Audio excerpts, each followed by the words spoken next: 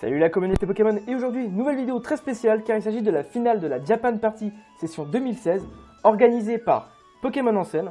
Je me suis retrouvé jusqu'en finale, j'étais surpris du level, il y avait un bon petit niveau et là c'est la finale que je vais vous commenter contre Zoroark. Quand j'ai vu sa team, genre Entei plus Quirion Black, j'ai voulu clairement me foutre en dépression, clairement. Ça a donné un rôle extrêmement... ça m'a donné assez la pression pendant le match, surtout quand IRL c'était vraiment chaud. Et donc du coup, moi je joue sur une bulky offense, comme vous avez pu voir, la même team que j'ai joué lors de la dernière Japan Party contre Mantagrill, que j'avais posté il y a quelques semaines. Donc du coup, voilà.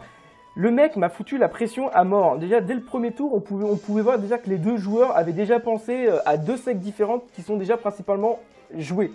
Il me balance Latios en lead, et je décide d'envoyer mon Déméterose. Lui, il décide de switcher par peur du Scarf. C'était très bien joué et donc du coup en fait j'ai joué sur ces petits trucs en fait et c'est ce petit truc qui a fait basculer le match. Voilà.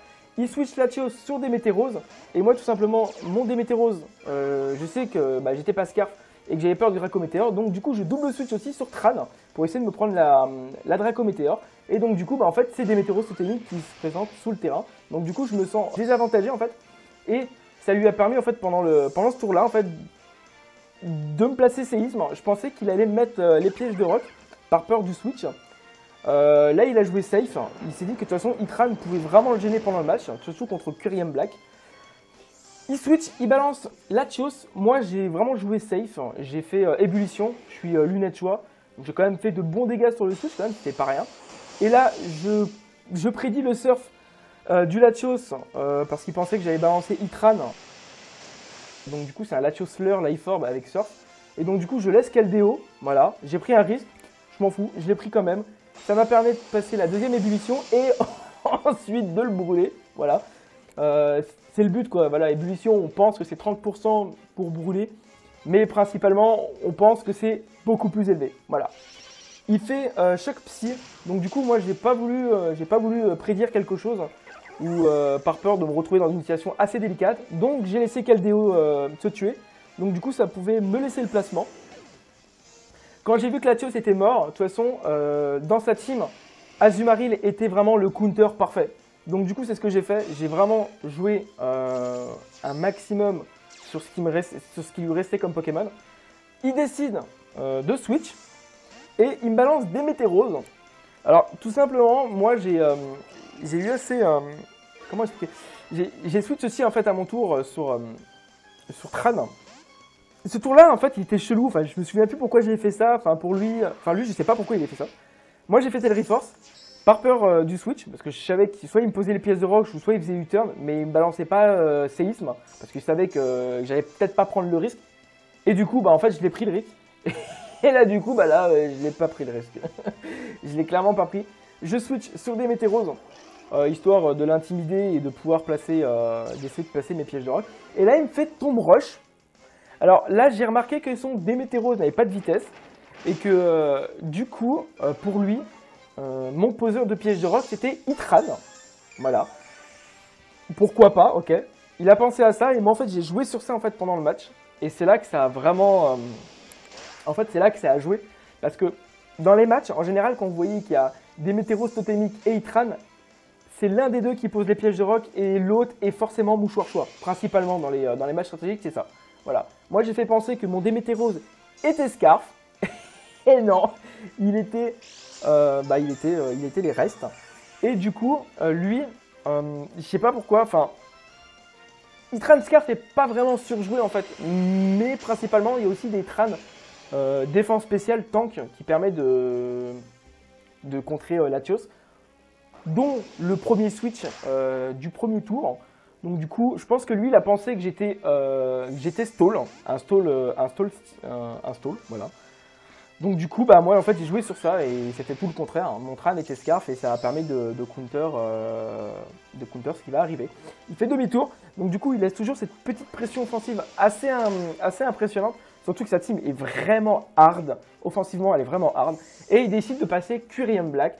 Et là, avec les pièges de rock, je pouvais le tuer facilement avec Luminocanon. Et donc du coup, il est bien tombé dans mon piège. Et là, il a vachement été surpris, je fais Flash Cannon, donc Luminocanon en français. Et je le tue. Et là, je peux vous assurer que pendant le match, j'ai J'ai vraiment fait un souffle parce que pendant le Curien Black me foutait une pression mais totale. Donc là, vu qu'il voit que je suis Scarf, qu'est-ce qu'il fait? Il balance Entei. Lui, il est pas con, il sait que je vais pas rester. Donc du coup, il va facilement anticiper la chose. Et il décide de faire Sacred Fire. En français, c'est Feu Sacré, voilà. Et Feu Sacré, c'est une puissance stabée mais abusée, avec 50% de chance de brûler son adversaire. Donc du coup, une chance sur deux. Voilà. Moi, je balance Votutrice, j'ai du bol, je suis pas brûlé. Et je sais pas pourquoi. Là, en fait, il switch, il décide de switcher, il me balance Mélodelphe. Et là, en fait, quand j'ai vu Mélodelphe, je me suis pensé dans ma tête le plénitude avec cage éclair, tout ça. Donc le truc, quand il se pose, en fait, il torche toute la team, en fait, clairement. En fait, Mélodelphe est un Pokémon extrêmement puissant. Quand les menaces de Mélodelphe ont été retirées et qu'il commence à poser sa plénitude, c'est terminé. Tu peux tout de suite abandonner. Et clairement, moi j'abandonne le match quand je vois qu'il y a un Clefable qui est, enfin alias Mélodelphe, qui est posé parce que de toute façon, c'est pas possible. Je peux pas gérer un truc comme ça. Je décide de faire provoque. Voilà, Démétéros ne peut plus poser les pièges de roc. Et maintenant, il est forcé à jouer Tomb Rush. Donc du coup, ça va jouer sur la vitesse, tout ça. C'était vraiment un move assez surprenant pendant le tournoi. Le move de l'année, on va dire, parce que ça m'a assez surpris. Mais voir Démétéros avec Tomb Rush, ça pouvait, moi, me dire que son Démétéros de base n'avait pas de vitesse, donc il n'y avait pas d'investissement de vitesse. Donc du coup, j'ai vraiment eu une assurance avec le coup du Tran. Donc du coup voilà. Il loupe la Tomb Rush, j'en profite pour taper atterrissage. Alors, c'est pas décisif que ça, c'est plutôt gênant, voilà, on va dire que c'est plutôt gênant. Et c'est vrai que il était assez dégoûté, t'aurais vu sa tête, ça sentait l'espoir de vivre, voilà. Il switch en faisant demi-tour et il balance Mélodelphe. Il continue, comment dire, à me foutre la pression avec son Mélodelphe, et j'espère que c'est pour ça en fait que j'ai tapé les provoques pour éviter en fait que le plénitude puisse se poser, tout simplement parce que je pouvais pas me permettre qu'un Pokémon se pose comme ça dans ma team parce qu'il aurait été capable de vraiment me faire chier en fait. Donc du coup voilà. Il fait pouvoir lunaire, peut-être qu'il pensait me tuer, mais je suis investi défense P, donc dommage pour lui, et j'ai fait provoque. Franchement, je spam les provoques pour éviter que ce truc se pose, parce que c'était vraiment, pour moi c'était une obligation, parce que sinon je mourrais, clairement. Ah oui, j'étais mort, clairement, il aurait pu torcher toute ma team, hein, clairement. Il retire le Mélodelphe, et là, j'ai pas compris pourquoi il a rebalancé des Météros. Peut-être pour me tuer sur la Tomb Rush. Moi, je décide de switch aussi, hein. Et là, par contre, c'est vrai qu'en balançant Tran, ça me... J'ai pas compris, en fait. En fait, le truc, c'est qu'il est resté, hein. Peut-être qu'il pensait à un mouchoir choix déflagration, peut-être penser que je rate ma déflagration pour qu'il puisse passer le séisme, mais j'ai surchauffe. Surchauffe est plus puissant, la précision était un peu plus élevée, donc du coup je le tente quand même. Bon, c'est vrai qu'après, bon, je peux pas spammer je peux pas clairement spammer les surchauffes parce qu'à chaque fois je vais diminuer mon attaque spéciale de 2. C'est le désavantage, mais bon, il faut choisir entre puissance, précision ou assurance. Donc du coup voilà, jouer Entei. Je sais comment il est joué parce que je suis un habitué de jouer ce genre de truc. Et je balance Votutrice pour éviter le Piétisol. Piétisol, c'est comme séisme en fait, un peu moins puissant, je crois que c'est 62 puissance, mais ça va diminuer la vitesse. Donc du coup, ça reprend vraiment l'avantage en fait quand le mec a une vitesse en moins. Et vraiment, si tu as vraiment une bonne couverture offensive, c'est vraiment pas mal. Il me tue Votutrice, et là je décide de balancer Azumarill.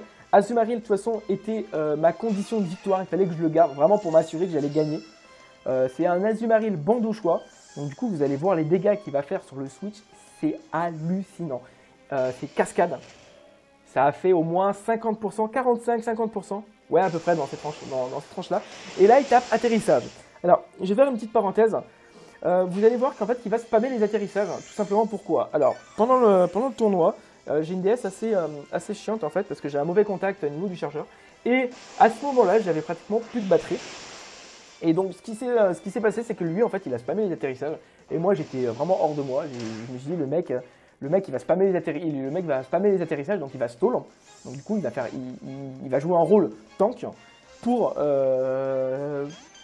attendre que ma DS s'éteigne. Enfin, moi personnellement je l'ai pris comme ça et qu'en fait il était gravement dans la merde. Quand vous voyez les dégâts qu'il prenait avec Azumarill, c'était chaud quoi. Et il a spammé les atterrissages. Ça m'a pas beaucoup plu par contre, c'est le seul défaut de ce combat, c'est qu'à la fin il a voulu il a voulu jouer sur ça. Il a voulu stall, ok, pas de souci. Donc du coup, vous allez voir, il va faire atterrissage. Et moi, je vais spammer les cascades. Donc voilà. Je vais faire aussi une petite parenthèse. Il y a eu le deuxième tournoi aussi le dimanche. Je me suis retrouvé en demi-finale contre enfin je sais plus comment il s'appelle. Je me suis fait éliminer parce que le mec en fait a stallé. En fait, tous ses Pokémon en fait avaient un pouvoir de régénération. Et donc du coup il a spammé ça avec la tempête sable. Et du coup j'ai eu aussi un canicule avec une brûlure sur Méga Florizard, ça m'a fait chier, j'ai pris 2 crics aussi derrière. Donc du coup ça m'a fait un peu, voilà, c'était plutôt gênant. Bon c'est pas grave, c'est le jeu, mais bon c'est vrai que bon, le match était limité à 20 minutes, il a duré 40 minutes, mais bon, j'allais pas faire mes vaccins en disant tiens regarde 20 minutes, voilà quoi. Je suis quand même fair play, faut pas abuser. Donc du coup là il se prend le cric et voilà, c'est terminé, il lui reste Entei et personnellement il peut plus rien faire. Clairement il peut clairement plus rien faire. Moi j'avais Azumarill, j'ai vraiment joué safe sur le coup. Le Azumarill, je l'ai switch et j'ai balancé des Météros tout simplement que je puisse l'intimider et au moins voilà. Je sais pas pourquoi on va dire ça, mais en fait j'ai voulu jouer l'assurance et voilà quoi. Et je fais un Démétéros basé défensive. Défensive physique, il faudrait que je revoie la répare, mais je crois que je suis à 160. Enfin, je sais plus, mais je suis quand même pas mal investi en défense. Donc je prends le lame de rock cric, voilà, et le feu sacré qui brûle pas. Comme vous avez pu voir, les feux sacrés n'ont pas brûlé en fait pendant le match. Et dommage pour lui. Voilà. J'espère que ce match vous a plu. Franchement, il n'y a vraiment pas eu de axe, décisif pendant le match. Bon, le burn. C'était pas vraiment trop décisif parce qu'il y avait ce qu'il fallait en priorité. De toute façon, c'est ébullition, voilà. Et le mise du tombe roche, donc voilà. J'espère que ce match vous a plu. N'hésitez pas à vous abonner, à liker, à commenter, à partager, ça fait toujours plaisir. Je fais des matchs de plus en plus, je fais des vidéos de plus en plus bonnes, enfin au niveau des commentaires. Bon, allez, je vous laisse. Ciao.